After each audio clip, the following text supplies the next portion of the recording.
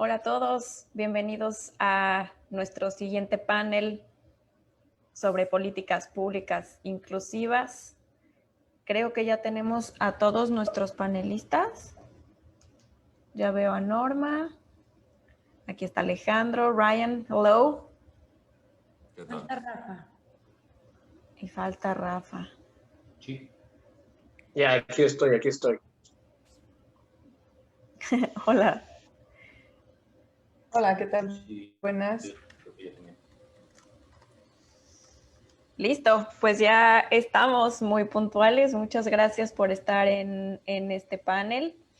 Este panel lo va a moderar Cecilia Vales, la directora de She Wins México. Les agradecemos mucho estar en este panel. Quizás en título puede parecer el menos divertido, pero para mí personalmente es el más importante de este webinar, porque para mí a partir de las políticas públicas se desenvuelven muchas otras cosas en diferentes esferas de la sociedad. Entonces, les agradezco mucho estar aquí y pues que nuestros espectadores disfruten mucho el panel. Muchas gracias, Brenda. Pues bienvenidos a todos y a todas. Les voy a presentar a nuestros panelistas del día de hoy. Les voy a hacer una breve presentación y si pueden ayudarme ustedes a hablar un poquito más de ustedes, se los voy a agradecer. Tenemos a Alejandro Alday. Alejandro es director general del Instituto Matías Romero de la Secretaría de Relaciones Exteriores en México. Él es licenciado en Derecho por la Universidad Iberoamericana y cuenta con una maestría en estudios diplomáticos por el Instituto Matías Romero. Es miembro del Servicio Exterior Mexicano desde 1988 y ha servido como asesor jurídico en la Misión de México en la OEA, en Washington, en la Misión de México en Naciones Unidas, en Nueva York, y de igual manera fue asesor jurídico del equipo mexicano ante el Consejo de Seguridad de la ONU en el bienio del 2009-2010. En la Secretaría de Relaciones Exteriores ha sido director general de Derechos Humanos, consultor jurídico y director general del Instituto Matías Romero, que es su puesto actualmente. Bienvenido, Alejandro. Muchas gracias, Cecilia. Hola a todos y todas. Gracias por la invitación. Tenemos también hoy con nosotros a Norma Olivia González. Ella es directora del Sistema Nacional del Deporte de la CONADE. Es candidata a doctora por la Universidad de Lérida. Cuenta con una maestría de Derecho por la Universidad Nacional Autónoma de México. Tiene una maestría en Derecho Deportivo en el Instituto Nacional de Educación Física de Cataluña y la Facultad de Derecho de la Universidad de Lérida. Y también tiene una maestría en Derecho Comparado por la Universidad Complutense de Madrid. Es miembro titular de la Comisión de Apelación y Arbitraje del Deporte. Es directora de normatividad de la Conferencia Deportiva Mexicana y ella fue atleta de alto rendimiento en Taekwondo, participando en el Campeonato Panamericano en 1988 y en el primer Festival Olímpico Mexicano, la Copa Azteca, en el mismo año. Bienvenida. Hola, muchísimas gracias. Muy buenos días. De igual manera tenemos a Ryan Murphy. Ryan Murphy es desde el 2009 oficial de programas con el área de diplomacia deportiva del Departamento del Estado de los Estados Unidos. Él lleva los programas conocidos como ISPI, que son las Iniciativas Internacionales de Programas Deportivos. De igual manera, es el contacto con el Comité Olímpico de los Estados Unidos a través del Departamento del Estado. Ryan cuenta también con una maestría en Derecho Internacional Deportivo por la Universidad de Anglia Ruskin en Inglaterra y es profesor en Administración Deportiva en Georgetown. Enseña clases de responsabilidad social corporativa y globalización en los deportes. Welcome, Ryan. Thank you very much. Good afternoon. Y finalmente tenemos a Rafael Schroeder. Él es maestro en Derecho Internacional Deportivo, con más de 6 años enfocado al derecho deportivo. Es director y fundador de Courtside Sports Law, cofundador de la agencia B8 Elite Sports Management. Es profesor de Derecho Deportivo en diversas universidades. Fue durante 3 años secretario de la Comisión Disciplinaria de la Federación Mexicana de Fútbol y abogado de la Comisión de Controversias de la Federación. Es experto en arbitraje, mediación y litigios ante federaciones deportivas y la FIFA. Bienvenido, Rafael. Hola, mucho gusto y gracias también a mis compañeros panelistas. Bueno, pues a mí me da mucha emoción poder tenerlos hoy en este panel. La verdad que a mí la cuestión de las políticas públicas es un tema que me ha interesado muchísimo por los últimos, yo creo que 5 o 6 años, porque yo fui parte de un programa en Estados Unidos en el que aprendí, ¿no?, de una ley que existe en Estados Unidos que se llama Title IX, que da acceso a la educación y al deporte a las mujeres. Y primero y antes que nada, me gustaría preguntarles cuál es la importancia, ¿no?, que ustedes ven en la creación de políticas públicas en torno al deporte. Y si quieres, empezamos contigo, Alejandro. Muchas gracias. Bueno, yo creo que primero que nada, quiero dar las gracias a los organizadores del evento por incluir al Instituto Matías Romero. Realmente es una oportunidad importante para nosotros para compartir parte del trabajo que se ha hecho desde el análisis del Instituto Matías Romero en torno a dos temas centrales que son la política exterior feminista y pues la colaboración que hemos tenido con el Consejo de Diplomacia Deportiva que se fue creado en la Cancillería. Ahora, yendo a tu pregunta, Ceci, muy concreta, creo que la política pública tiene ese poder de incidir en la orientación de los esfuerzos de un Estado para poder modificar alguna acción o empoderar a un grupo. En el caso concreto del panel que estamos tratando sobre inclusión, a mí me parece fundamental, por ejemplo, tomar la fuerza que imprime, por citar algunos, la Agenda 2030 de Desarrollo Sostenible de Naciones Unidas, que le da un papel muy importante al deporte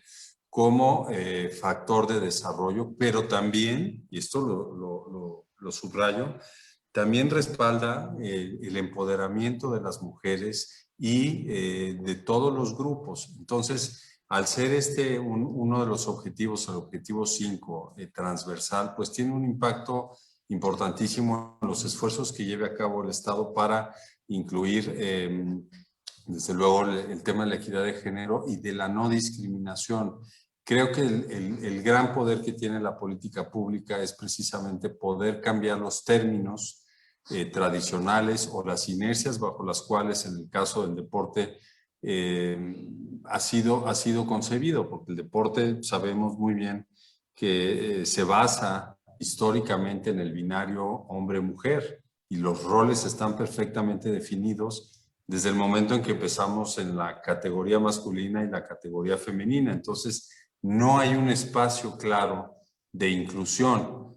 Creo que la política pública que esté enfocada en la perspectiva de género, porque la perspectiva de género sirve como un detonante para identificar desigualdades, para determinar, para incidir también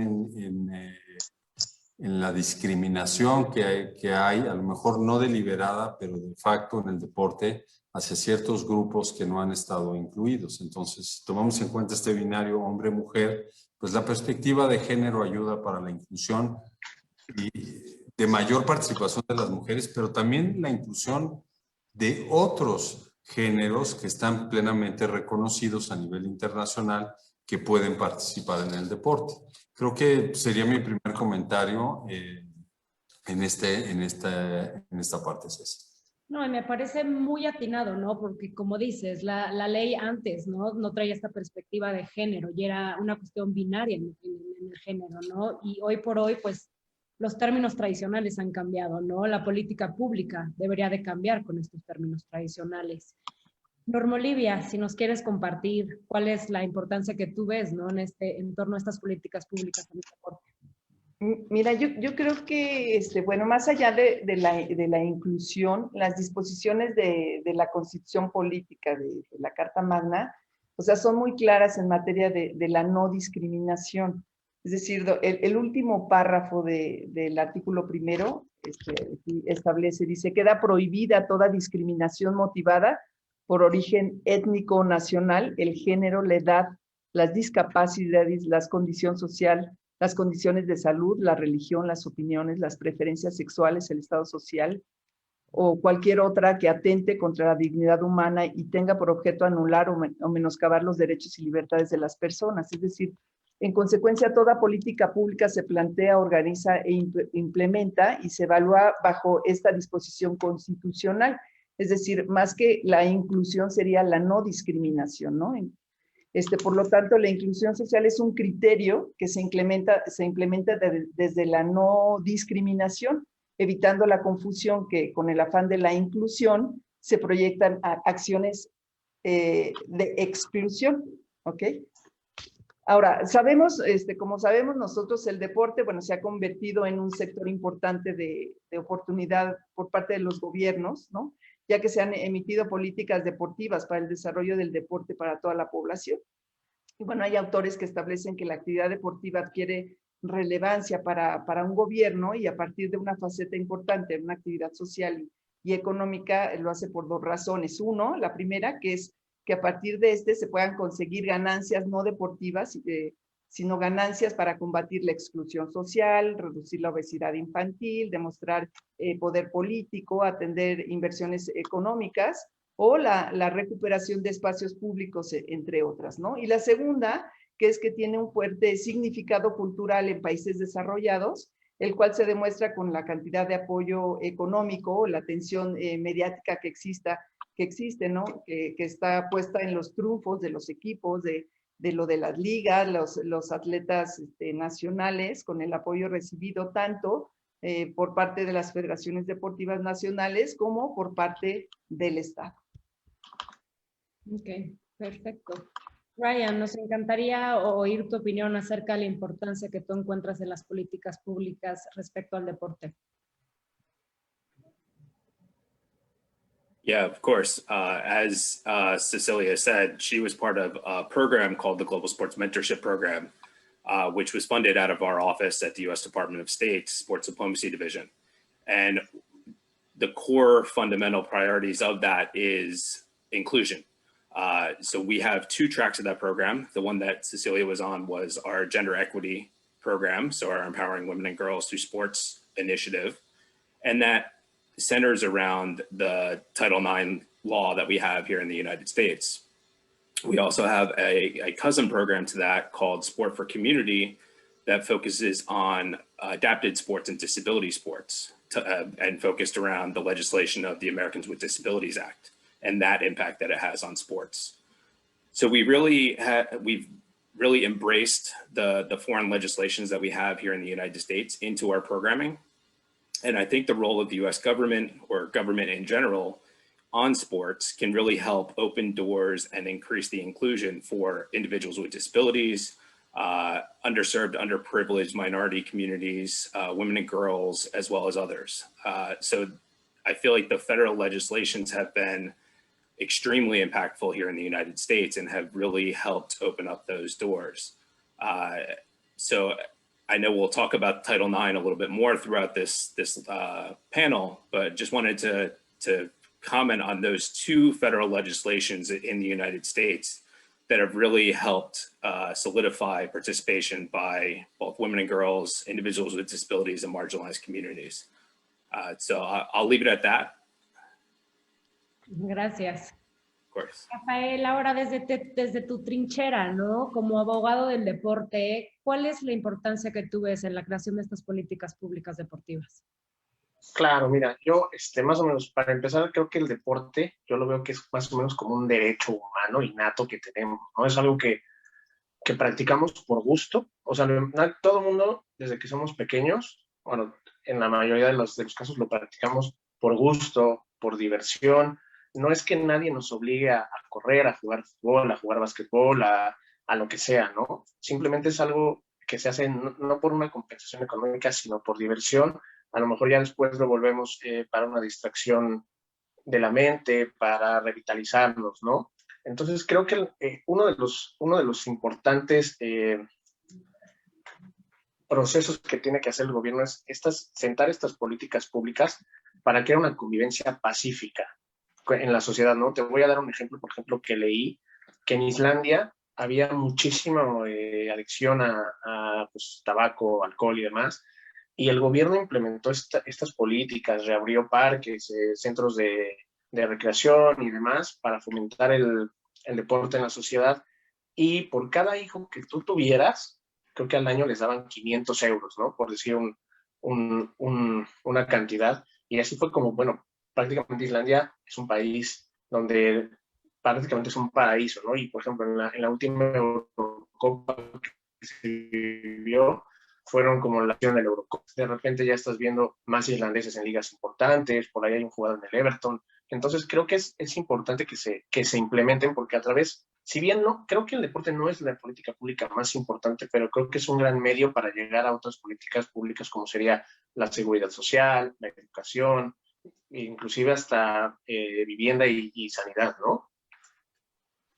No, y me encanta que lo menciones porque existe claramente esa transversalidad, ¿no? Entre las leyes y entre lo que el deporte genera en políticas públicas que tienen un impacto, ¿no? En cuestiones más grandes, que van más allá del deporte. Sí. Finalmente, dime. No, sí, te iba a decir, por ejemplo, tiene tanto impacto, yo resido en Madrid, ¿no?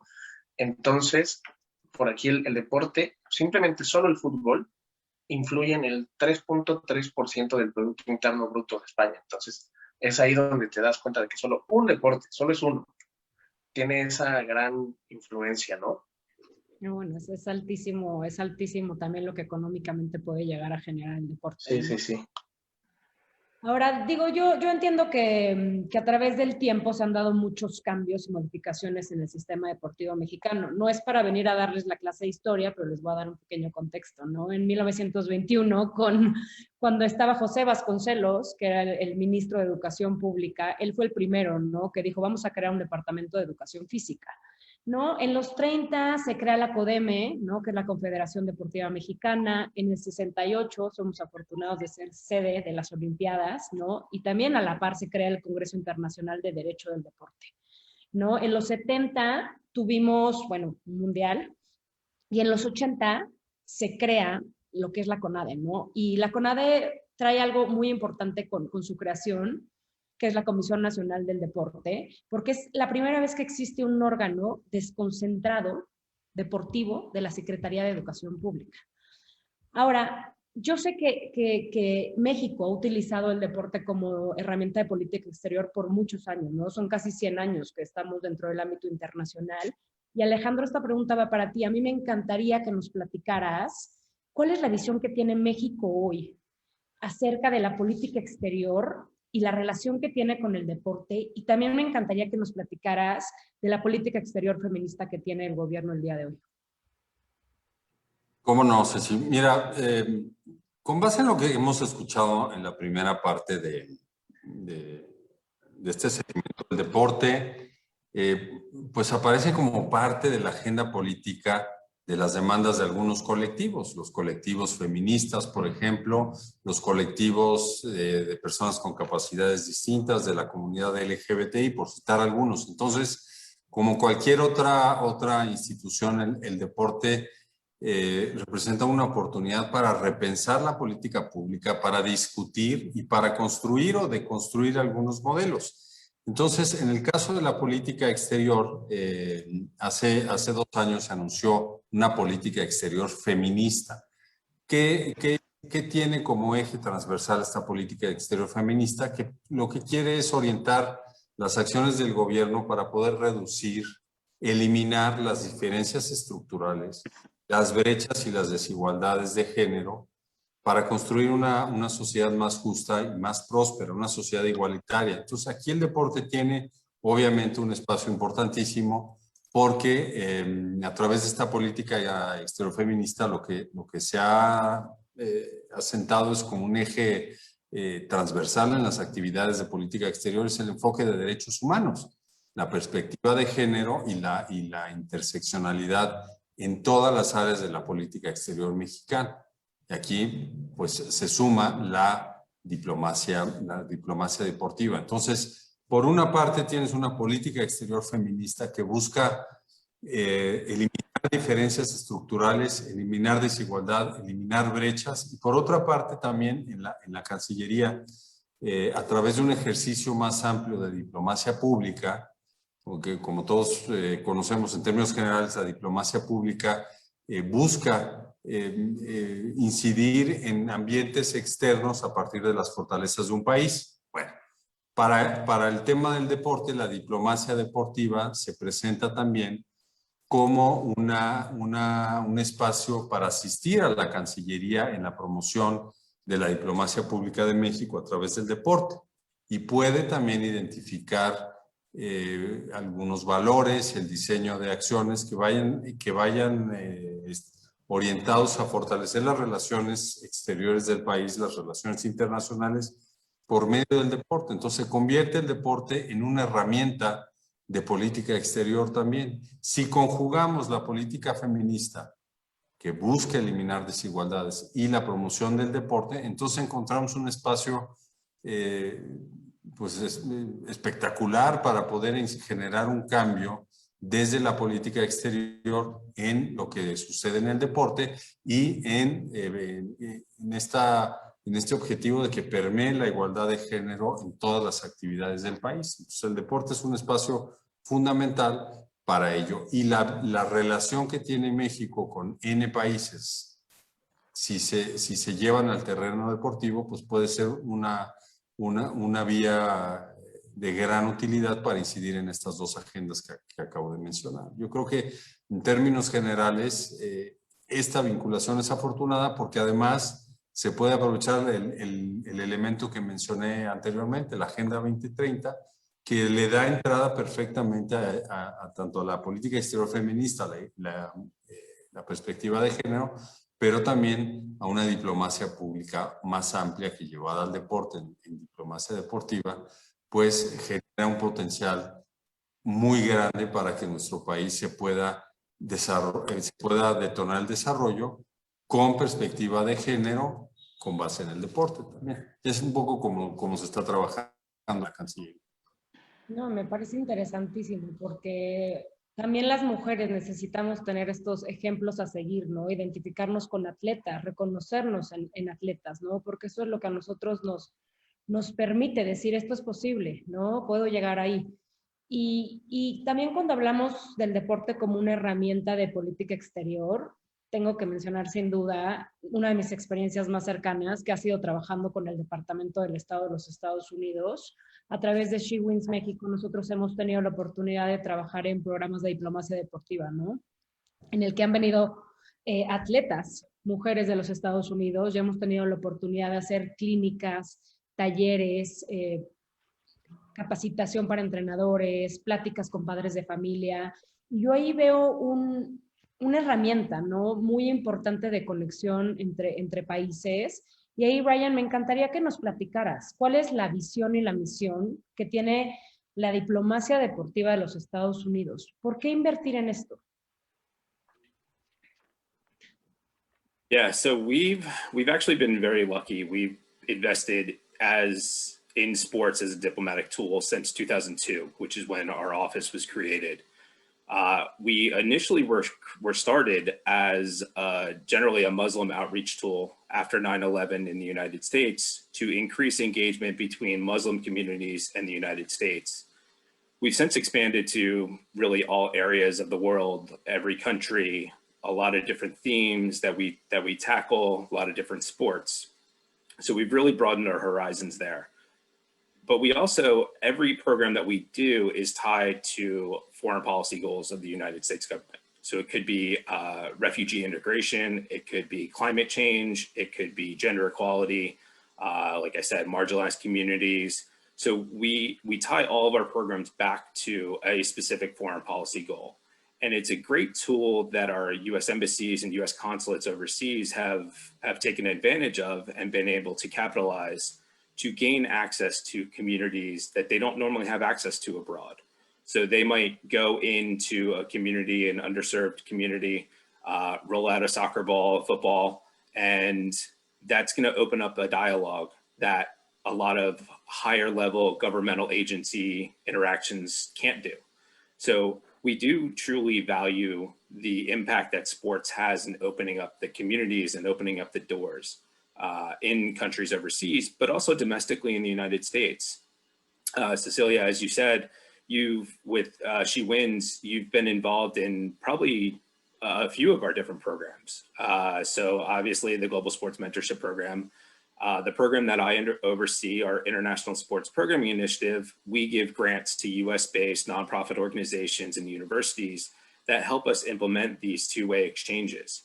And I know you've been an in-country partner for some of our partners that have operated and programmed in Mexico. Specifically, one that we've worked closely with is Women Win Foundation. A great organization, originally started out of Amsterdam in the Netherlands, but also has a US entity, a US 501c3. They are doing some programming, some great gender equity programming for us in the Western Hemisphere region. And I know you've worked with them. But we've also, with our Sports Envoy program, where we work and partner with the US leagues and federations, the US Olympic and Paralympic Committee, National Basketball Association, US Soccer, as well as others, to identify athletes and coaches to travel overseas to do these public diplomacy programs. They will do camps and clinics. They will go visit orphanages, marginalized communities, public diplomacy outreach on behalf of the US Embassy or US Consulate, depending on where they are. And really, a lot of times in some of these communities, it's the first interaction that these communities, these kids, these coaches or administrators have had to interact with an American, and vice versa.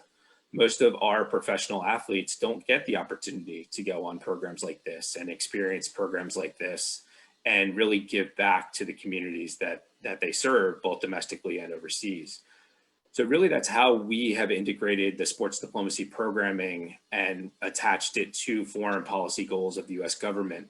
We definitely see that sports is such a nimble thing and can address so many different topics and be useful in so many different areas of civil society, government, as well as elsewhere. And like we said, our Title IX, as well as our Americans with Disabilities Act, are two federal legislations that we can share and hopefully kind of share some of the lessons learned around the globe. And while it's hard for me to talk about the context in Mexico specifically, that's how we've been able to use these legislations and develop our programming focused specifically on public diplomacy and sports. Mil gracias, Brian. La verdad es que sí tienen unos programas impresionantes, ¿no? Yo he tenido, como dice Brian, la oportunidad de trabajar en muchos de ellos y la verdad que tienen un gran impacto en la comunidad. Me gustaría irme ahora un poquito más a una cuestión más particular, ¿no? Porque sabemos que existe la Ley General de Cultura y Deporte, que reglamenta el derecho a la cultura física y el deporte, que está reconocido en el artículo 4 de la Constitución mexicana, ¿no? Y habla de temas muy importantes, ¿no? Desde fomentar la actividad, la cultura física, el deporte, ¿no? Cosas que también había mencionado la maestra Norma, ¿no? Se habla de promover medidas para erradicar la violencia dentro de las prácticas deportivas. Se menciona de igual manera la no discriminación, ¿no? Que es el tema en el que hizo hincapié la maestra, en el que no es incluir, sino es no discriminar, ¿no? Y eso automáticamente pues incluye a todos cuando no discriminas. Sin embargo, cuando mencionamos temas de género, a mí me cuesta trabajo entender la ley y ver cómo específicamente se dirige a estos temas de género. Difícilmente, en mi experiencia, veo espacios seguros y libres de violencia donde niñas y mujeres puedan practicar deporte, o bien espacios seguros para la comunidad LGBTI, o espacios para personas con discapacidades, ¿no? Entonces, aquí me brinca algo, porque veo que existe una brecha entre la creación de las políticas que quedan en papel y la implementación de las mismas. Entonces, maestra Norma, le quiero preguntar, o sea, ¿cuál es lo que usted recomendaría? ¿Qué es lo que nos está haciendo falta como sociedad para poder conectar estas dos cosas? ¿No? La parte de la implementación con la parte de las políticas públicas que existen. Traes el micrófono apagado. Ahora Gracias, Ceci. Bueno, es importante comentar, bueno, como tú, Ceci, lo mencionaste, ¿no? La CONADE efectivamente se creó en 1988 como un órgano desconcentrado y posteriormente en el año 2003 ya se cambia su naturaleza jurídica y actualmente es un órgano descentralizado de la Administración Pública Federal, ¿no? Entrando en materia, bueno, ya como un organismo público descentralizado de la Administración Pública Federal, como dijimos, CONADE es el conductor de la política nacional en su materia, ¿no? Y efectivamente la CONADE implementa diversas acciones que se traducen en las políticas públicas que de manera estratégica y focalizada se dirigen a diversos grupos de población objetiva, ¿no? En coordinación con sector público y privado. ¿Quiénes son el sector público y privado? Bueno, en este caso existen las federaciones deportivas nacionales que, como dijiste, existe la ley establece un sistema nacional de cultura física y deporte y establece quiénes forman parte de este sistema nacional del deporte. Establece que quienes forman es el Comité Olímpico Mexicano, la Comisión Nacional de Cultura Física y Deporte, el Comité Paralímpico Mexicano, las federaciones deportivas nacionales, que son asociaciones civiles, los institutos de los deportes, que son órganos públicos, los consejos nacionales del deporte estudiantil, y bueno, estos son los que forman parte de este Sistema Nacional de Cultura Física y Deporte, y precisamente existe esta coordinación con este sector público y privado, y que bueno, están acorde a la disposición de la Ley General de Cultura Física que se señala, ¿no? Y bueno, en su carácter de la ley, esto implica la concurrencia con atribuciones de los 3 niveles de gobierno, que es el federal, el estatal y el municipal, y bueno, por otra parte, como ya se mencionó, que coordina acciones con esos otros sectores. Pero bueno, efectivamente aquí lo que se trata es de la coordinación de estos 3 niveles para la implementación que tú estableces, ¿no? Dices que existe a veces la dificultad de la implementación de esas políticas públicas, que es lo que tú mencionabas, ¿no sé si? Sí. Sí, porque sí existe, ¿no? Yo tuve la fortuna de trabajar con el Instituto Parlamentario cuando se creó la Constitución de la Ciudad de México hace un par de años. Nos invitaron a unas mesas redondas, ¿no? Para ver cómo incluían dentro de la Constitución la parte de deporte. Y yo me quedé impresionada porque nadie hablaba de género. O sea, fui la única persona que levantó la mano y dijo, oigan, ¿y el género no vamos a incluirlo dentro de la Constitución de la Ciudad de México? ¿No? Entonces, en tu experiencia, Rafa, yo no sé cómo veas que se dan estas cosas, ¿no? Porque muchas veces, y tenemos muchas leyes, ¿no? Que difícilmente son implementadas, ¿no? O que están en papel, se quedan ahí. No sé en tu experiencia, Rafa. Sí, mira, digo, tocando el tema, ya no te vayas tanto al género, ¿no? Sino simplemente en México, para los deportistas y los atletas, quitando o sea, hay un apartado en la Ley Federal del Trabajo que les protege, pero es un apartado de 10 artículos a lo mucho, ¿no? A diferencia de, por ejemplo, vámonos a Brasil, que existe la famosa Ley Pelé, donde es casi una constitución para los futbolistas, ¿no? En Argentina existe lo mismo, en Bolivia también ahí tienen esto, aquí en España está el Real Decreto 05 de 1986, donde les da fortaleza tanto a hombres como mujeres para poder inclusive hasta negociar, ¿no? Aquí se acaba de dar, en España se acaba de dar que el fútbol femenino por fin logró salarios mínimos, logró ser antier fue reconocida la Liga Iberdrola como profesional, ¿no? ¿Qué te da eso? Te da un plus, te da este salario mínimo. El salario mínimo va a ser para una jornada completa de 18,000 euros al año. En México, el salario mínimo es de una jugadora que además la catalogan como semiprofesional, que si nos retomamos al tema FIFA solo reconoce amateur y profesional, ¿no? Pero en México, como nos gusta inventarnos cosas, la Femex Food implementó el término semiprofesional. Entonces ya desde ahí van de desventaja no solo las jugadoras, sino jugadores de segunda o tercera división están aquí, ¿no? Y no hay una ley que los proteja, ni siquiera hay un sindicato que pueda defendernos, ¿no? O sea, se acaba de crear, sí, la Asociación de Futbolistas Mexicanos, pero no tiene tanto peso. Vamos a centrarnos, yo me centraré en el fútbol porque, bueno, en mi caso es el deporte que más veo, ¿no? Es el deporte que más se mueve en el mundo. Los casos que se litigan, si quieres, ante el Tribunal de Arbitraje Deportivo, el 92-93% es fútbol.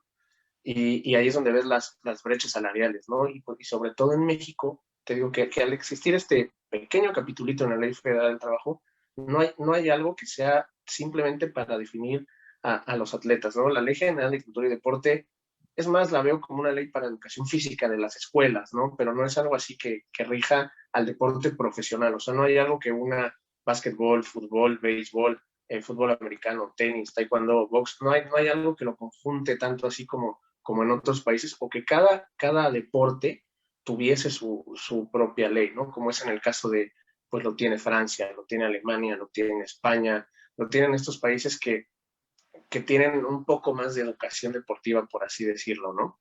Entonces creo que más, antes de enfocarnos en el género y la equidad, creo que habría que enfocarnos en siquiera englobar a todos, ¿no? Porque igualmente, tanto hombres como mujeres, con estas leyes tan precarias deportivas, están muy desprotegidos.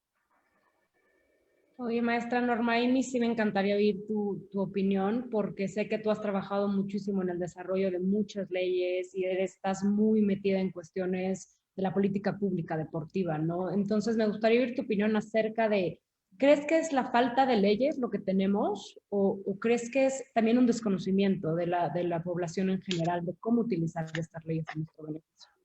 Mira, yo creo que es importante esta pregunta la que tú haces, porque muchas veces nosotros hablamos de que existe una ley que tiene muchos errores, una ley que no se adapta, etcétera, ¿no? Yo creo que todas las leyes son perfectibles, efectivamente, pero la ley actual, pues sí tiene algunas cuestiones que hay que corregir, ¿no? Pero yo creo que esta ley, pues más bien es una ley que tiene capítulos respecto de cada organismo deportivo. Es decir, tiene un capítulo de lo que hace el Comité Olímpico Mexicano, tiene un capítulo de lo que hace, cuáles son las atribuciones de la CONADE, del Comité Paralímpico, de las federaciones deportivas, entonces de los atletas de alto rendimiento, del deporte, del dopaje. Entonces tiene capítulos diferentes y establece las funciones, atribuciones de cada uno de ellos. Entonces, por ejemplo, ahorita lo que comenta Rafa, precisamente la cuestión del deporte y de las federaciones deportivas, precisamente pues, las federaciones se reglamentan por sus propios estatutos y los rige la Federación Internacional, que la Federación Internacional pues, reglamenta las cuestiones técnicas. Entonces, yo creo que la ley, pues, pone como a cada quien en su lugar. El problema es la aplicación de la ley, ¿no? Y yo siento que en muchas de las ocasiones el problema de los organismos son los titulares de los organismos, ¿no? Más que los organismos mismos. Tenemos el tema, por ejemplo, de la famosa Confederación Deportiva Mexicana, que ustedes saben, tú lo mencionaste, la Confederación nació en 1933 y se constituyó civil, fue como asociación civil en 1956. La Confederación Deportiva fue un organismo que durante muchísimo tiempo llevó a cabo los Juegos Nacionales juveniles, infantiles, y manejó durante mucho tiempo el deporte organizado. Es el que vigilaba y controlaba todas las federaciones deportivas nacionales. A partir de la ley del 2013, se decidió, los legisladores decidieron que había un capítulo expreso para la Confederación Deportiva Mexicana, y a partir del 2013, con esta publicación, del 7 de junio de 2013, queda fuera del Sistema Nacional del Deporte la Confederación. Entonces, a raíz de esta exclusión de esta Confederación Deportiva Mexicana, se creó un conflicto porque CODEME lo que hacía es vigilar las elecciones de las federaciones deportivas nacionales. Al quitar a la CODEME, el legislador dijo, voy a crear un organismo llamado COVED, es el Comité de Vigilancia Electoral Deportiva, crea ese COVED. El problema del COVED es que es un organismo que no se ha creado a partir del 2013, no existe ese COVED, y existe el problema que tiene la CONADE, porque la ley establece que quien tiene la facultad y la atribución de vigilar los procesos electorales, las elecciones, es la CONADE. Sin embargo, ese organismo deportivo no existe. Y ese es el conflicto que se ha creado a partir de esta ley. Pero, o sea, en concreto lo que tú habías preguntado, yo creo que la ley no es el problema es la aplicación de la ley y que cada organismo haga lo que le corresponde. Si cada quien hiciera lo que le corresponde, yo creo que no habría conflicto. El problema a veces como que quieren, como dicen así, comerse todo el pastel algunos organismos y existen conflictos con los titulares de esos organismos y bueno, precisamente en concreto creo que el problema son pues las personas en muchas de las ocasiones, ¿no? O sea, durante todo el tiempo que ha vivido el deporte lo hemos visto, ¿no? Sí, como dices, las leyes siempre son perfectibles, pero muchas veces somos nosotros mismos, ¿no? Los que las hacemos como nos viene bien en gana, ¿no? Exacto. Las usamos para beneficio propio. A ver, como buenos deportistas, ¿no? Que espero que todos seamos aquí, sabemos que es un trabajo en equipo, un trabajo integral el que tenemos que hacer para que tanto las leyes como las políticas públicas tengan el efecto que queremos, ¿no? Y a mí me encantaría entender desde la posición en la que están ustedes, cómo colaboran las entidades gubernamentales, desde el derecho, desde donde se encuentran ustedes, ¿no? Desde la diplomacia deportiva. ¿Con qué sectores de la sociedad, ya sea industria privada, la sociedad civil, han trabajado, piensan trabajar y les gusta trabajar para ver cómo se traducen, ¿no?, estas políticas públicas en acciones concretas, en cosas que la población de verdad pueda ver, ¿no? Porque muchas veces, como les digo, ¿no?, está en papel y está muy bien, pero cómo estas alianzas, y Norma lo platicaba, ¿no?, estas alianzas son muy importantes, ¿cómo podemos y con quién podemos generar estas alianzas para encontrar acciones concretas de lo que buscamos? Y si quieres, empezamos contigo, Alejandro. Estás apagado. Perdón. Siempre hay alguien y me tocó a mí. A ver, yo, tomando tu pregunta, creo que desde lo que hacemos en el Instituto Matías Romero, nosotros formamos a los diplomáticos mexicanos, diplomáticos y diplomáticas, pero también tenemos un centro de investigación. En ese centro de investigación, nuestros socios naturales son académicos, son los think tanks, los lugares donde se genera pensamiento estratégico. Y hemos visto cosas que creo que pueden explicar lo que se decía hace algunos minutos. ¿Por qué no se cumplen las leyes? Pero quizá nosotros lo estamos analizando desde antes. Para hacer una política pública eficiente, pues tiene que ser una política pública que recoja las necesidades de una sociedad. Y hoy hemos visto en algunos de los análisis que nosotros llevamos a cabo que a pesar de que hay avances importantes en la sociedad mexicana, eso ni duda cabe, en el tema de derechos humanos, en el tema de inclusión, la actividad deportiva se sigue viendo de una manera muy tradicional, con base en el binario hombre-mujer, masculino-femenino. Entonces, las regulaciones no incluyen a esas otras categorías, a esos cuerpos no binarios que se autodefinen y que sí están protegidos por la Constitución mexicana en el artículo 1. Entonces, por ejemplo, este es un tema fundamental al momento de discutir cómo elaborar una ley. Otro, la falta de espacios en los puestos de toma de decisión de las mujeres en el deporte. Me parece que todavía hay una subrepresentación importante y eso impide en alguna medida que puedan tener mayor incidencia en las discusiones sobre cómo se elabora una ley o cómo se lleva adelante una política pública. Por una razón histórica y por una razón estructural, los atletas están disciplinados y perdón el término, pero en un discurso de género que normaliza la ausencia de mujeres en posiciones de liderazgo. Y esto México lo ha ido superando gradualmente en el Congreso, en los partidos, en el gobierno y en las empresas, en el sector privado, pero todavía no es suficiente. Entonces, si lo llevamos al deporte, las mujeres y también por añadidura, la comunidad LGBTIQ, son subrepresentados en el deporte. Lo vemos, por ejemplo, en los medios de comunicación. ¿Qué espacio ocupan los hombres en los medios de comunicación que se dedican al deporte y qué espacio tienen las mujeres? Entonces, esto, cuando los medios de comunicación toman a otros sectores que son distintos al varonil, es por excepción, porque son grandes mujeres o porque son miembros de la comunidad de personas con capacidades diferentes excepcionales, pero no hay, digamos, una programación ordinaria que sea igualitaria. Y aquí estamos hablando de inclusión. Entonces, también el tema de la violencia de género está presente en el deporte, no solo por la invisibilidad que se le da en los medios, pero, por ejemplo, pensemos en la sexualización de las mujeres en el deporte. ¿Son vistas como deportistas o son vistas como mujeres?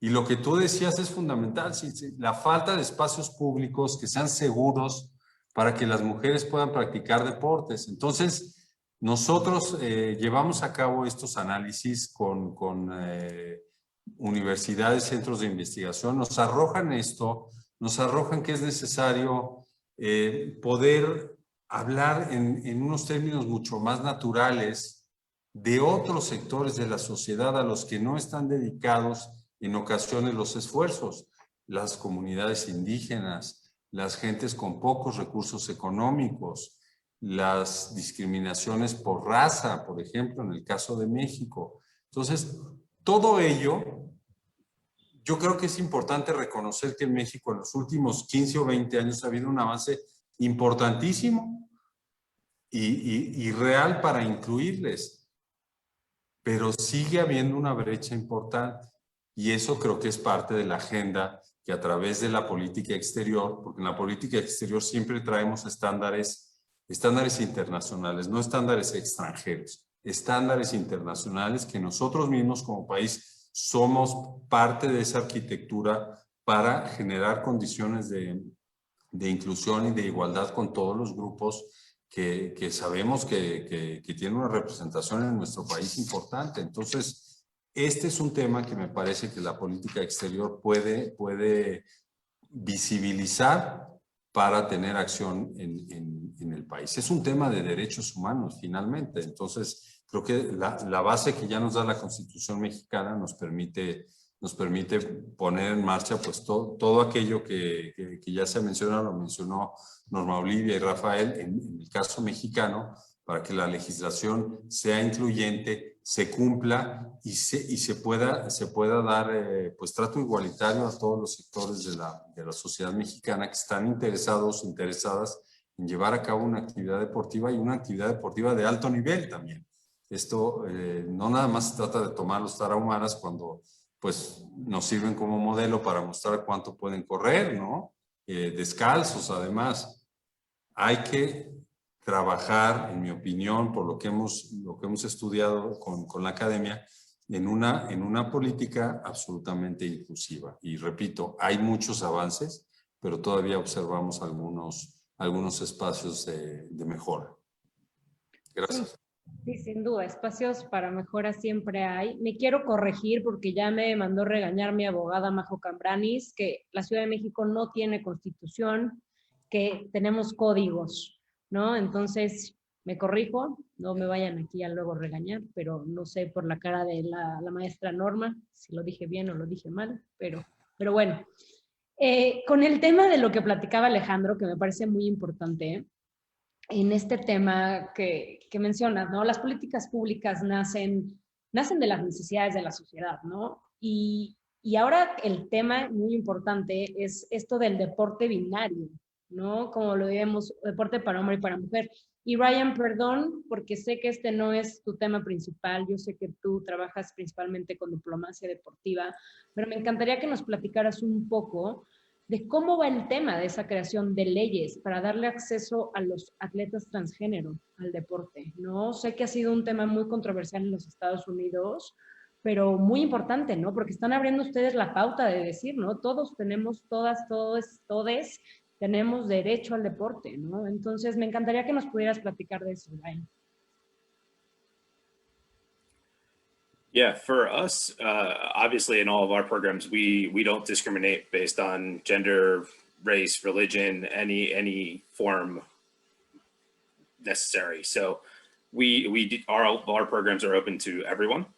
We do see it, and this isn't kind of the area that I work in, but we have seen it within sports over the last couple of years with the NBA All-Star game was supposed to be in Charlotte, North Carolina. And then it was actually taken away based on the gender discrimination laws on the books in that state. So we are starting to see both the leagues and federations as well as athletes speak up on this topic, which is a huge voice in getting the information out there. And that will ultimately, the athlete advocacy in the United States has been huge over the last few years. And you see that in a lot of different avenues, and we're seeing that on a daily basis. So the athletes and the leagues have such a powerful voice in these topics, and specifically in the topic that you mentioned. And they're going to be the ones that really help shape the narrative. Those are done more so at the state level, which have a little bit more kind of authority over the facilities, the regulations at the local and state level. The federal laws, it's hard for me to speak on this too much because I don't know that area very well. But it is something that obviously we look at the federal level, and in all of our programs, we're trying more and more to be inclusive in everything that we do. Like I said, we don't discriminate based on that. We are restricted a little bit in the way that we do a lot of our programs. As most people know, the United States does not have a Ministry of Sports. So we aren't always in the conversations at the federal level, like a lot of other countries are. We don't have direct oversight of our U.S. Olympic and Paralympic Committee. We don't have direct oversight of our national governing bodies, as well as the federal or the professional leagues. So our role specifically within the sports diplomacy division at the U.S. Department of State, our federal funding from the U.S. Congress is for people-to-people exchanges. And really, we're using those programs to help shape the narrative and shape the conversation and increase the dialogue, both here domestically in the United States, but also abroad, and bringing to light those conversations that are uncomfortable for a lot of people to have. And we're bringing envoys together to talk on the topic that are the subject matter experts that can go abroad and help kind of shape the narrative in the conversations that they have overseas, but also domestically. So that's really the way that we have been involved in the conversation from our office here at the U.S. Department of State. Okay. Muy bien, ahora me gustaría saber, porque entiendo cómo funciona de diferente manera la ley en los Estados Unidos, ¿no? Porque ellos trabajan diferente en cuestiones locales, ¿no? Que en México también funciona un poco así, pero ahora sí que le quería preguntar a Rafael y a la maestra Norma, ¿en dónde estamos nosotros parados, ¿no? En la creación de leyes inclusivas o no discriminatorias de este tamaño, ¿no? En el que empecemos a tocar temas temas de la comunidad LGBT y que toquemos temas transgénero, de atletas transgénero. ¿En dónde estamos parados hoy en día en México? Si quieres, ayúdanos, Rafa. Ok, no sé quién iba a empezar.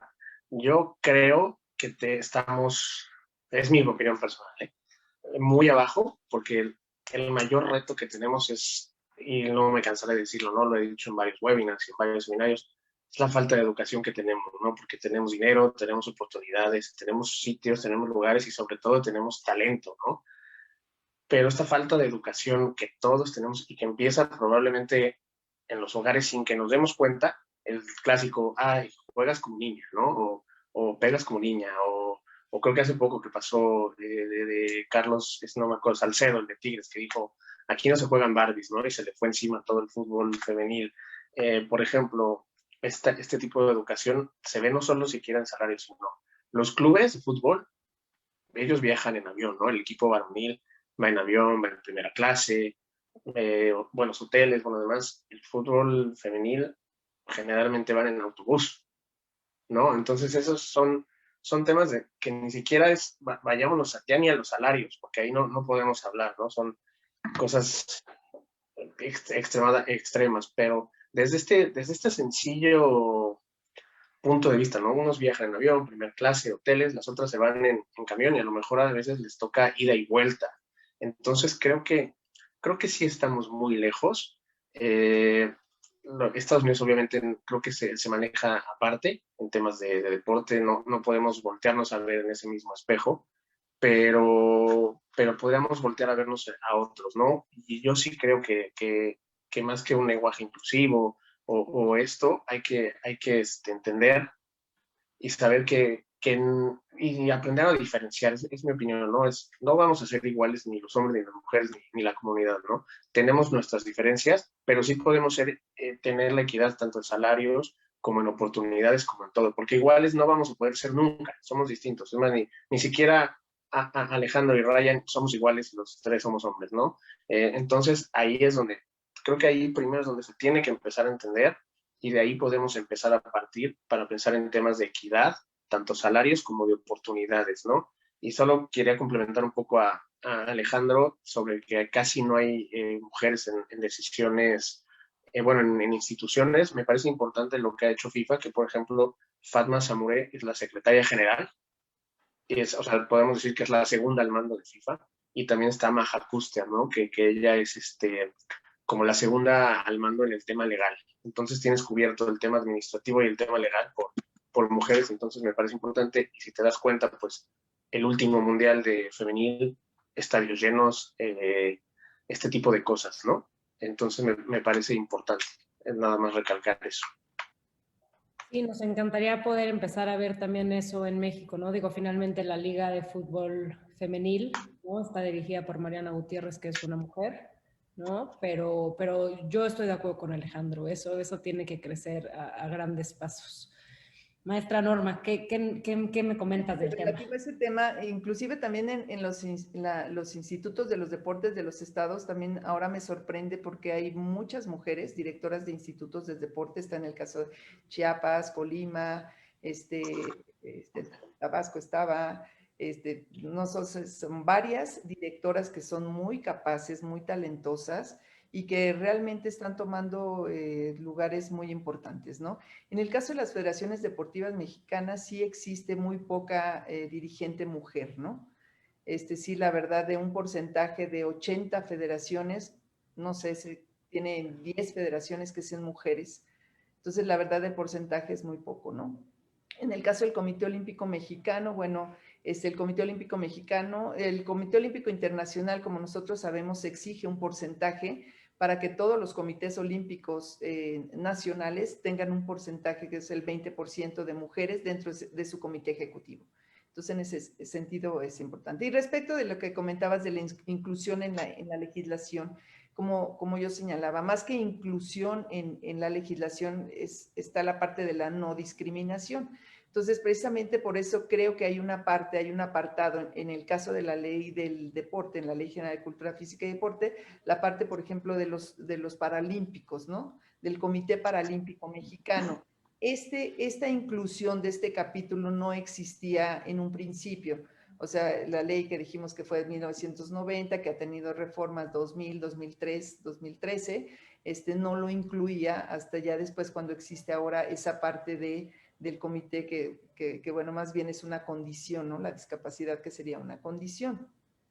Y bueno, el ejemplo claro que yo vería para la cuestión que tú hablabas de una coordinación entre todos los sectores, un ejemplo claro que es lo que son ahora los Juegos, los nacionales CONADE, ahora que antes eran los Juegos, las Olimpiadas Nacionales, que se conocía con ese nombre y que ahora, repito, son nacionales CONADE. Es un evento que ahora se lleva a cabo en donde se hace pues la inclusión de todos los sectores, los sector público, porque o sea, público, social. ¿Por qué? Porque participa pues la CONADE, que es quien organiza el evento, están los institutos de los deportes, que son los que también ayudan a operar el evento, se establecen diversas sedes en diversos estados, y bueno, la participación de todas las federaciones deportivas nacionales, están pues los deportistas, los entrenadores, árbitros, jueces, inclusive la propia Comisión de Apelación y Arbitraje del Deporte, que es como actúa como árbitro en algunas controversias.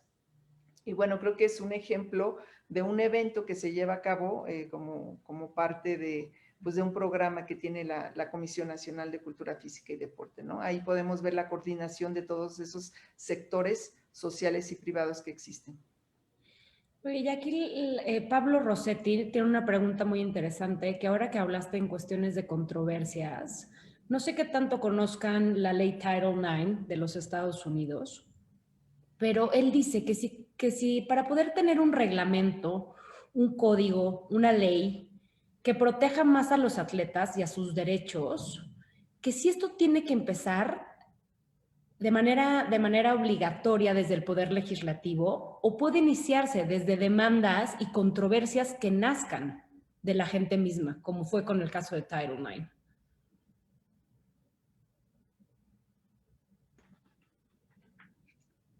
Y ahí sí, pues los abogados, a ver si me pueden ayudar. Bueno, como todo, ¿no? Aquí la política pública surge o de la acción o de la inacción del gobierno, ¿no? Entonces creo que puede surgir de esas dos vertientes. La puede crear o no la puede crear. Te voy a dar el claro ejemplo del fútbol, el que lo revolucionó. Fue el caso de Jean-Marc Bosman, que es la famosa ley Bosman, donde él revolucionó el fútbol en Europa y en el mundo, ¿no? Entonces, claro que puede surgir de una controversia, de algo legal, o puede surgir de, a ver, lo ideal y lo utópico, claro es que surja desde la iniciativa del gobierno, ¿no? Porque teóricamente, pues ellos son quienes nos cuidan, nos protegen, velan por nosotros, ¿no? Pero como te digo, también la política pública surge de la inacción del gobierno, ¿no? Entonces, creo que ahora sí que como abogada te puedo decir, pues depende, ¿no? Entonces, pues depende si lo hace el gobierno o de un caso grande, ¿no? Tiene que ser algo grande, ¿no? Pero también creo que nosotros lo podemos ver más factible si se juntaron un buen sindicato de atletas, de deportistas, ¿no? Yo creería que para empezar tendría que surgir un sindicato muy duro y muy fuerte de futbolistas y desde ahí partir, porque es el deporte más fuerte en México, ¿no? Entonces, si partimos de ahí y obviamente ayudándonos y coayudándonos entre atletas y dejando de ser egoístas, por así decirlo, creo que de ahí podría surgir algo, ¿no? Porque como una iniciativa del gobierno creo que se antoja un poco más complicado. Lo vería más por el lado de la inacción del gobierno que de la propia acción. Ceci, si me permites, para comentar respecto a esto, existe, bueno, como ustedes conocen, lo que se llama la Comisión de Apelación y Arbitraje del Deporte. Esta comisión de apelación es como si fuera un tribunal del deporte, que no es un tribunal, es un organismo desconcentrado de la Secretaría de Educación Pública. Esta CAF, como se le denomina por sus siglas, se creó precisamente por la necesidad. En ese entonces se crea con la Ley de Estímulo y Fomento del Deporte de 1990. Esta ley crea esta comisión de apelación. Y en ese momento estaba Raúl González, que Raúl González comenta, ¿no? Él menciona que creó esta comisión de apelación precisamente porque vio que muchas federaciones deportivas sancionaban a los atletas con una simple, o sea, verbal, muchas veces lo hacían de manera verbal, otras veces lo hacían con un documentito que les presentaban y los sancionaban. Entonces, a raíz de esta necesidad que surge de que existiera un procedimiento para unas posibles, para las sanciones, que realmente hubiera justicia y un procedimiento para poder sancionar a los atletas, se crea esta comisión de apelación y arbitraje. Entonces, yo creo que tu pregunta es, surge, sí, yo creo que muchas veces sí surge de las necesidades que se presentan en ese momento, ¿no? Y en el caso de la Comisión de Apelación y Arbitraje del Deporte, se crea por la necesidad que Raúl González en ese momento vio de que los atletas estaban vulnerados, existían derechos que se les violaban en ese entonces y que no existía un procedimiento para poderlos sancionar, ¿no? Entonces crea esta comisión con ese objetivo y bueno, ya conforme ha ido pasado el tiempo, esta comisión se ha modificado en cuanto en la legislación deportiva y ya tiene algunas otras importantes. Por ejemplo, actualmente la Comisión de Apelación y Arbitraje del Deporte tiene una atribución importante que es la suspensión del acto reclamado. Es decir, va un atleta, acude ante la CAD y solicita un recurso de apelación, que si fuera como una demanda, por decirlo así. Entonces dice, bueno, yo escuché que la Federación X me va a sancionar y yo tengo un evento el próximo sábado, es una competencia. Entonces la CAT tiene la facultad de decir, se suspende ese acto, o sea, tu federación tienes que dejarla competir hasta en tanto se resuelve el asunto, ¿no? Entonces, esta es una atribución que tiene esta comisión de apelación, o sea, suspender el acto reclamado para que precisamente el atleta, que es la persona pues a la que más se le protege, no se le vulneren esos derechos, ¿no? Pero sí creo que se creen estos ordenamientos por necesidades que surgen en ese momento. Alejandro, ¿querías añadir algo? Sí, un comentario muy breve.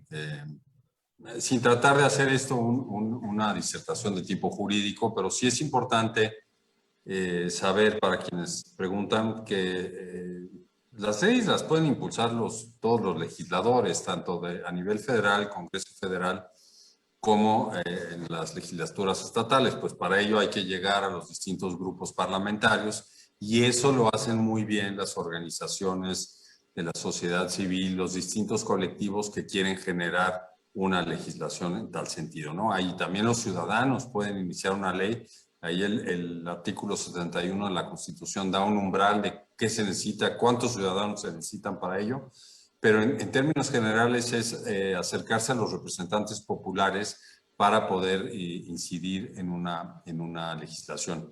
Y sobre el tema que preguntabas antes, Ceci, ¿cómo estamos a nivel internacional en temas de inclusión, no discriminación? Yo concuerdo con lo que nos ha dicho Norma Olivia. La Constitución mexicana ya es el punto de partida en el artículo 1 constitucional. Si leemos el último párrafo de ese artículo, pues perfectamente ya todo mundo debería tener acceso o debería estar libre de cualquier tipo de discriminación por cualquier causa. Esto es una inclusión a partir de lo que la doctrina internacional, los tratados internacionales de derechos humanos han desarrollado a lo largo de muchos años para precisamente llegar al punto de impedir que haya cualquier tipo de discriminación en la participación social de las personas que habitan en un país, en este caso en México. Hay una ley general en contra de la discriminación y creo que esto se traslada a la operación de las distintas instituciones en México que tienen que regular todas las actividades. En este caso estamos hablando del deporte. El tema central, como se habló por Rafael y por Norma hace unos minutos, es pues cómo lograr una muy buena implementación de estas disposiciones legales, ¿no? No, y en México tenemos leyes muy bien hechas, ¿no? Pero como decía Norma Olivia, es a la hora de aplicarlas, ¿no? Donde se nos dificulta el asunto. Nos quedan... Sí, algo tantito, ¿no? Para complementar lo que dijo Norma, justamente de la creación de la Comisión de Arbitraje, que se crea más o menos a la par del TAS, se hace por la necesidad de que las federaciones actúan y siguen actuando como juez y parte, ¿no? Entonces siempre debe haber ese ente que sea independiente, por así decirlo, ¿no? Claro, que es lo que se ha intentado hacer con el SIGNADE, que no se ha logrado del todo, ¿verdad? Correcto. Sí. Tenemos unos poquitos minutos, entonces no sé si quieran dar sus últimos comentarios. Ryan, te cedo la palabra para que te puedas despedir del auditorio. Yeah, absolutely. Just to kind of continue the conversation that had been previously, one thing with Title IX, and this is kind of where our federal legislation lacked a little bit, is it didn't specifically reference sports in Title IX. It was about gender equity and specifically for those institutions that were receiving federal funding. So as Cecilia said, as sportsmen and women, we tend to overtake things and take things as our own. So that's really Title IX now is synonymous with sports and gender equity within sports. So I feel like that's a great kind of way to look at things. The law was not perfect. It is not perfect, but it was a great starting point. It was a great framework and was able to benefit so many individuals through the federal legislation that we had. So just kind of to wrap up, but just about, again, the work that we do, our mandate is people-to-people exchanges and bringing communities and societies together through sports. And I feel like that's a great way that we're able to use both federal legislation, state legislation, and the role of the federal government to use sports to touch base with these communities, both domestically here in the U.S. As well as abroad. And we feel like it's a great diplomatic tool that we are able to give to our embassies and consulates overseas to really engage communities. Like I said, it's not a perfect system. Every system, every country is a little bit different in the way that they govern sports.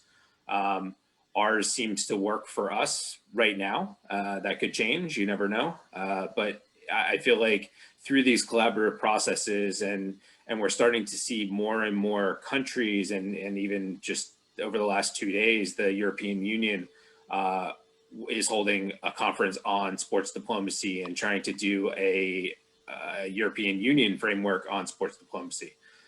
So we're engaged in those conversations, and it's through panels like this that we can really get the awareness out there to use sports as a diplomatic tool to engage societies and to bring communities together. So I feel like we do a good job with that. Obviously, we've seen so many great alumni of our Global Sports Mentorship Program and other programs involved in these panels and part of the discussion, which is what we wanted to do all along, is to empower people to continue the conversation, to make change and to impart that change in their local communities. Sí, y tienes mucha razón, Ryan. Fue una genialidad en cómo las mujeres y los deportistas pudieron usar las lagunas legales de Title IX para poder tener acceso al deporte y la educación. La verdad que sí, tienes razón. A veces esas lagunas pueden jugar a nuestro favor. Rafa, tus últimas conclusiones. Sí, mira, aquí las tenía hasta anotadas, ¿no? Creo que podemos utilizar el deporte como un vehículo de formación, un vehículo de comunicación, ¿no? Para que las personas pues transmiten estos valores y que puedan superar los prejuicios que existen, ¿no? De el que te dije, ¿no? Oye, pegas como niña, juegas como niña, o este tipo de cosas, ¿no? Creo que aquí es donde el deporte es una gran ayuda, una gran herramienta para fomentar todo este tipo de cosas, ¿no? Fomentar educación, políticas de gestión deportiva, de actividad físicas y sobre todo de inclusión para que no haya este tipo de diferencias, ¿no? Y que se implementen pues desde corta edad en las escuelas y en casa, a través, y lo haría yo todo, ¿no? Como repito, a través del deporte, que es que es impresionante lo que mueve el deporte, ¿no? Entonces por ahí se le puede llegar a mucha gente que como por otros, que no se podría llegar por otros lados, ¿no? Exacto. Alejandro, ¿tu conclusión? Pues creo que comparto mucho de lo que acaba de señalar Brian y Rafael. Desde el punto de vista de la diplomacia, es una gran herramienta para vincular a nuestro país con otros estándares, con experiencias exitosas de países, normalmente son países más desarrollados y tiene que ver con el tema que señaló Rafael sobre educación, pero hay otros factores, no solo es la educación. Otros países más desarrollados que han logrado que la inclusión sea un proceso mucho más amplio y mucho más consolidado. En el caso de México me parece que hemos avanzado mucho en este tema, pero es necesario seguir trabajando y creo que la política exterior feminista combinada con la diplomacia deportiva que estamos impulsando presentan una mezcla muy afortunada para poder traer ciertas prácticas, índices que puedan, con los procesos y con la realidad mexicana, puedan ayudar a la incorporación en México de todos los grupos que habitan en nuestro país, sin discriminación y con plenas garantías, ¿no? Eso es un tema que se dice muy fácil, pero requiere un esfuerzo político muy importante y también requiere de la sociedad civil, no solamente es el gobierno. La sociedad civil es parte muy importante para romper estereotipos y para impulsar también pues, a sectores menos favorecidos históricamente. Gracias de nuevo, Ceci, por la invitación. No, a ti, Alejandro.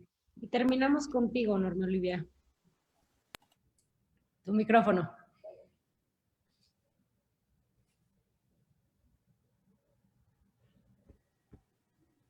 ¿Ya se oye?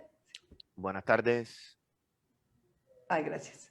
Bueno, yo concluiría que la relación que guarda la administración pública, las políticas públicas y la gobernanza con el deporte como un elemento político de valor para tratar los problemas políticos, pues es la manera en el que el Estado apoya al deporte y que ha ido cambiando de acuerdo a las circunstancias históricas y el desarrollo de las ciencias del deporte, comenzando desde la obligación que tiene el gobierno de ofrecer una educación pública integral en la que se incluye la educación física, la utilización del patriotismo de los equipos deportivos representativos nacionales, por ejemplo, la diplomacia deportiva internacional, la comercialización del deporte profesional, que ahora pues, es muy común, el combate de las enfermedades cardiovasculares, que son temas donde pues, el deporte se hizo partícipe y se consolidó dentro de la vida pública del Estado, ¿no? Eso sería como mi conclusión. Muchísimas gracias por la invitación. Muchísimas gracias. Les agradezco a todos de verdad muchísimo su tiempo, el que hayan estado aquí con nosotros y podamos agarrar de su conocimiento y su expertise en el tema. Yo sé que esta conversación no es una conversación que sigue y espero poder seguir teniéndola con ustedes, seguir en contacto y poder seguir viendo cómo podemos seguir apoyando al deporte desde nuestra trinchera. Les agradezco muchísimo y que tengan muy buen día. Gracias. Gracias, hasta luego. Thank you all. Gracias. Thank you, Ryan. Hasta pronto. Bye. Nada más les comento que vamos a cerrar ahora el webinar. Nos volvemos a ver a la 1:30. Pueden volver a entrar con su mismo link. El panel que sigue es el panel de Title IX, justamente para que les expliquen ahora cómo es que funciona. Los expertos van a venir de Estados Unidos a explicarnos cómo es que funciona esa ley, qué es lo que sí es y qué es lo que no es esa ley.